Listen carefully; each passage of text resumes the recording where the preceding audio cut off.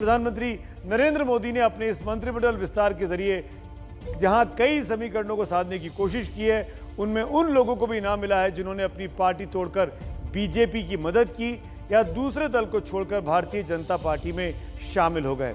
कौन कौन है ऐसे लोग, समझिए इस बात को।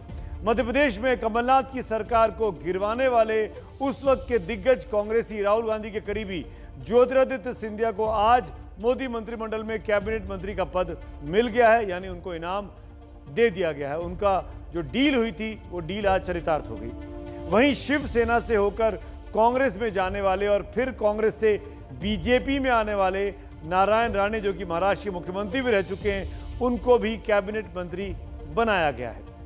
वहीं राज्य मंत्री बनाए गए कौशल किशोर पहले लेफ्ट में थे, बाद में भारतीय जनता पार्टी में आए। राज्य मंत्री के तौर पर आज उनको भी शपथ दिलाई गई है। बीएसपी से बीजेपी में आए एसपी सिंह बघेल को भी आज राज्य मंत्री के तौर पर शपथ दिलाई गई है।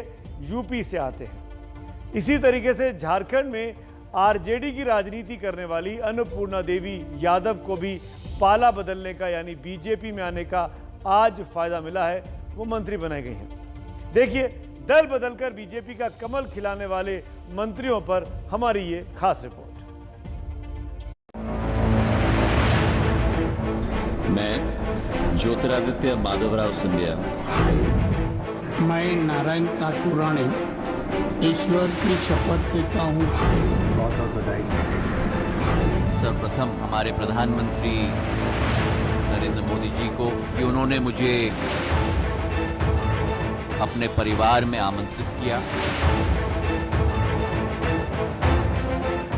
देश के इतिहास में शायद कोई ऐसा जनादेश किसी भी सरकार को न मिला हो जो एक बार नहीं लेकिन 2 बार हमारे प्रधानमंत्री नरेंद्र मोदी जी को मिला है।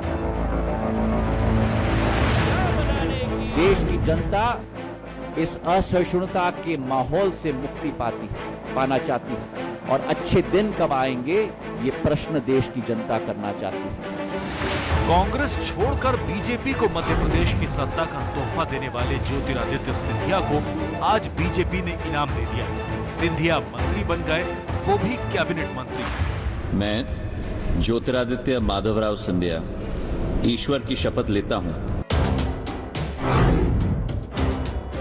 शिवसेना से वाया कांग्रेस बीजेपी में आने वाले नारायण राणे की भी मंत्री पद की आस आज पूरी हो गई। मैं नारायण राणे ईश्वर की शपथ लेता हूँ कि मोदी मंत्रिमंडल के ये वो 2 चेहरे हैं जिन्होंने अपनी पुरानी पार्टियां छोड़कर बीजेपी का दामन थामा। शक्ति जिसके पास होती है उसका प्रदर्शन करते हैं। एक दौर था जब दोनों के निशाने पर बीजेपी और मोदी रहते थे। ये है मोदी जी का न्यू इंडिया, जहां संसद में लोकतंत्र का मंदिर कहा जाता है, लेकिन संसद के बहुमत को हिटलर शाही और तानाशाही का लाइसेंस लगाकर आवाज दबाने की कोशिश की जाती है। लेकिन सियासत में ना कोई दोस्ती पक्की होती है और न ही दुश्मनी। जिस पार्टी से सिंधिया ने अपने राजनीतिक जीवन की शुरुआत की, जिस पार्टी ने उन्हें सांसद बनाया, मंत्री बनाया, जिस पार्टी से उनके पिता का अपनी मौत तक नाता था, वो कांग्रेस जब अपने सबसे मुश्किल दौर में आई तो सिंधिया ने उससे दामन छुड़ा लिया। सिर्फ पार्टी नहीं छोड़ी, बल्कि मध्य प्रदेश में कांग्रेस की सरकार गिराने की वजह बन गए महाराज। तब बोली भी बदल गई। एक यह लॉकडाउन था सभापति महोदय, जहां एक व्यक्ति के आह्वान पर, एक व्यक्ति के अनुरोध पर पूरी देश की जनता ने स्व इच्छा के आधार पर उस आह्वान और उस अनुरोध का पालन किया।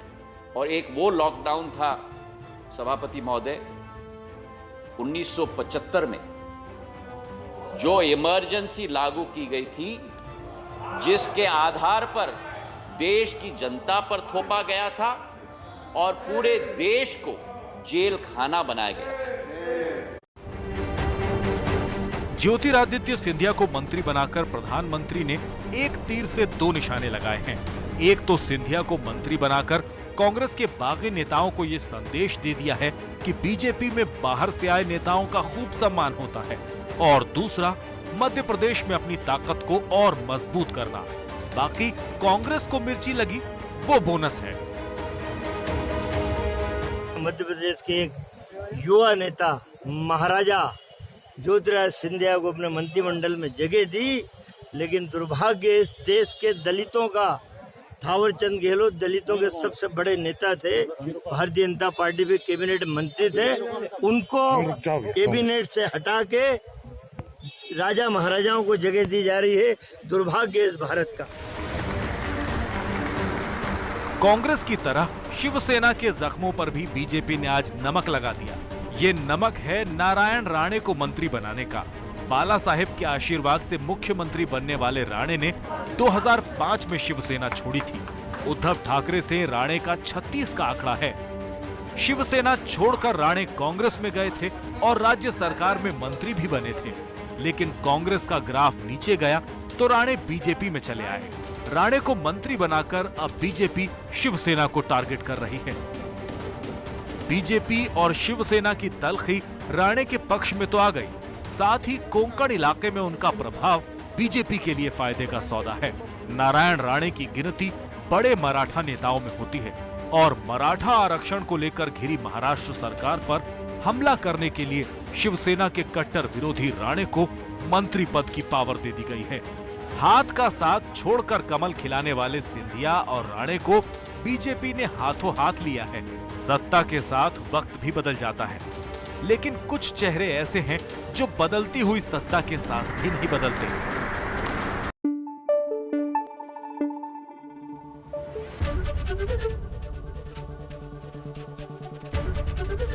एबीपी न्यूज आपको रखे आगे।